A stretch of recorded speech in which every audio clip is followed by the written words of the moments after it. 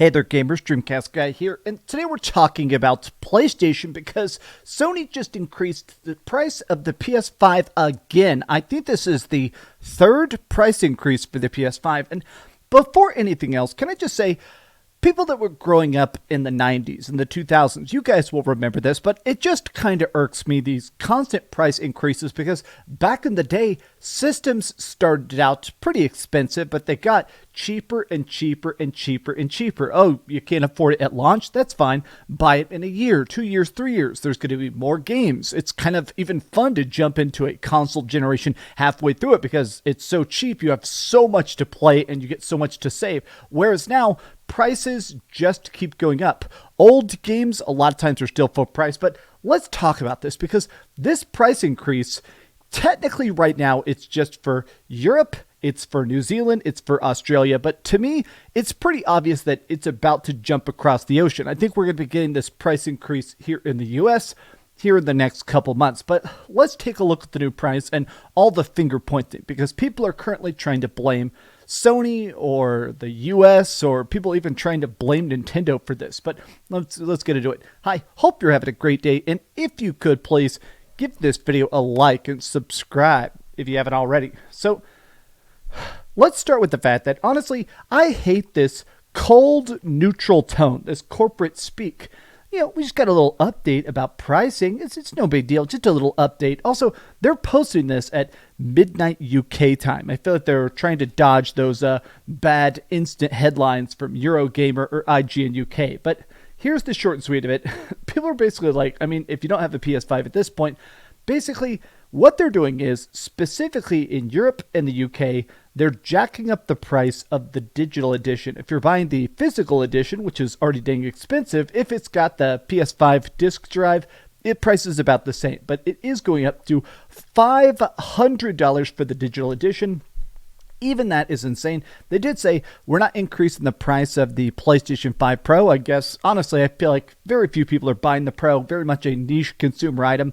That thing's probably not flying off store shelves, so they're not trying to jack up the price of that. But in Australia and New Zealand, it is going up to $1,000 for a disc drive, a blue drive. This costs $950 to get the disc drive edition version.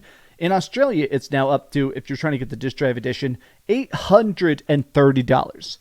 These prices are, I mean, they're prohibitively expensive. There are people that straight up are not going to be able to afford this, that aren't going to be able to jump into this entire generation. There's been a lot of talks about the fact that because of all the changes in the industry, with all the crazy inflation and stuff, there has been a lot of talk that whenever we get the PlayStation 6, it's very likely going to cost $1,000. And when people were originally making that joke, it seemed so outlandish. I mean, $1,000 for a system at launch seems, I mean, quite frankly, just impossible. But I guess it is, hypothetically, are kind of getting to that point. But what I noticed is that people talking about another price increase.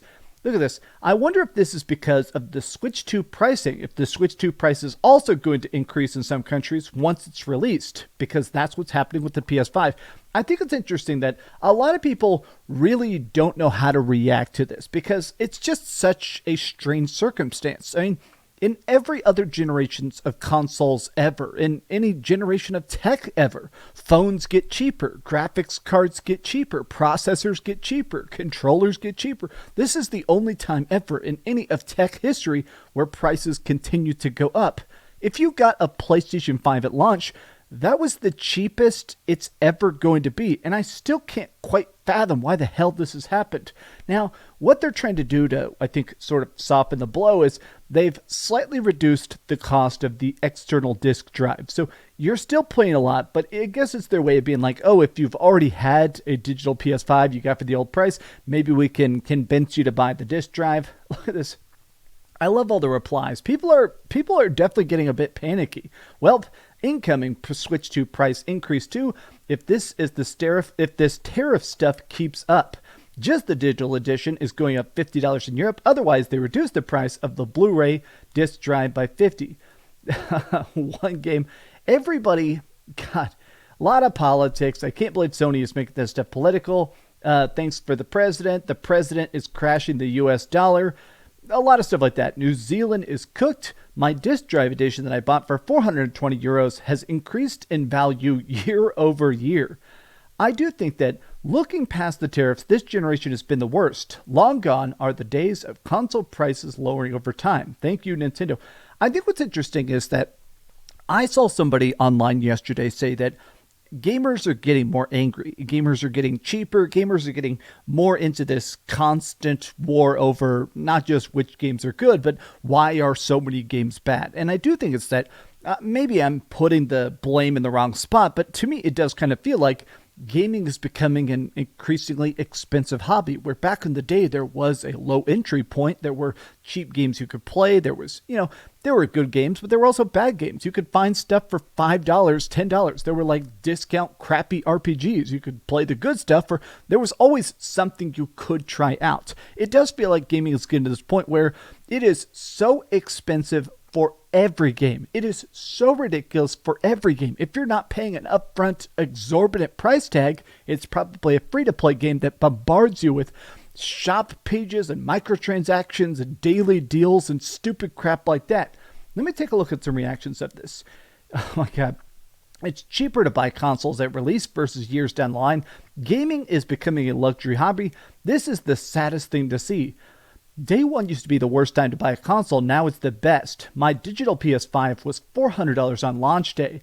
Ah yes, the exclusive midnight drop of bad news. I am disappointed by this, and I want to take a look at some of these takes. I'm going to refresh on this one more time, just kind of see us.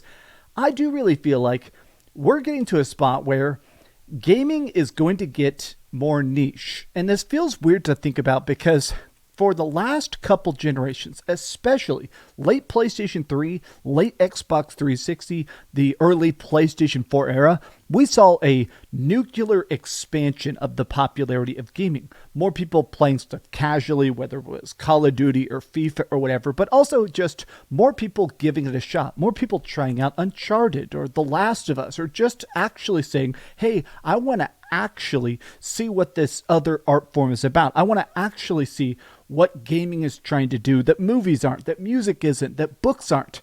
And it's weird that now we're getting to a point where, I feel like I'm kind of afraid about the fact that my favorite hobby is becoming this niche luxury thing.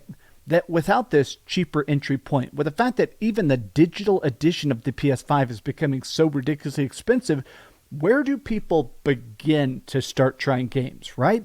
That's my fear. I feel like we're getting to a bad spot, and I'm afraid it's going to get a hell of a lot worse. Last night was date night. I was hanging out with my girlfriend, and she said something where we're hanging out. She says, have you ever seen a piece of gaming news that was so bad you were afraid it might actually kill gaming? And I thought it was such an interesting question, and I really sat there and thought about it. And I said, babe, the only thing that really comes to mind is pricing. If people stop being able to afford games, every studio is going to close. Every daring idea gets punished. Everything's going to become the most milquetoast safe bet series. And I feel like I'm scared that that's becoming true. If this price increase comes to America, I won't be shocked, but I'll definitely be very disappointed. But this is just some off-the-cuff thoughts. I was currently eating a pile of straight chicken like a weirdo. Hope you're having a great night. If you could, please give this video a like and subscribe if you haven't already. And please keep dreaming. Battery's at 1%. I lived. I made it. It worked. Thanks so much for watching that video. If you want to see something else, you can always click this link to see what I put up last, or, subscribe and see what's coming up next. Also, I promise that whatever I do, it'll try not to suck.